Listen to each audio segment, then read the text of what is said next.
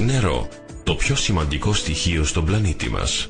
Το νερό είναι δύναμη, το νερό είναι ηρεμία, το νερό είναι ζωή. Η κατάσταση αυτή είναι ασφαλώς γνωστή σε σας. Το κουβάλιμα βαριών κυβωτίων νερού.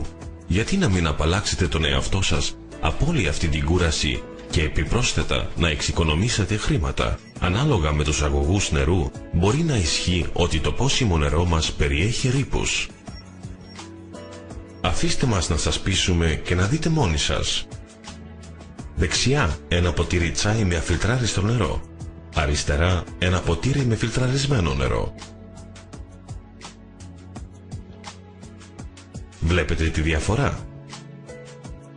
Στο δεξί ποτήρι βλέπετε επικαθίσεις στην επιφάνεια.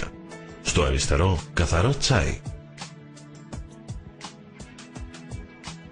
Apas Vital. Εκτετάμενη τεχνογνωσία και η πιο σύγχρονη προηγμένη τεχνολογία καθιστά το νερό σε νέα εμπειρία πόσης. Επιλέξτε ανάμεσα σε ζεστό, κρύο ή νερό σε θερμοκρασία δωματίου και όλα αυτά με το πάτημα ενός κουμπιού. Το σχέδιο συναντά την τεχνολογία. Η επιτραπέζια συσκευή της Apas Vital είναι το αποκορύφωμα σε κάθε κουζίνα. Συνδυάζει όλες τις λειτουργίες σε μία συσκευή. Με το Apas Vital η πόση νερού γίνεται νέα εμπειρία. Με μία σύνθετη διαδικασία απομακρύνονται οι ανεπιθύμητες βλαβερές ουσίες από το πόσιμο νερό σε μεγάλο βαθμό.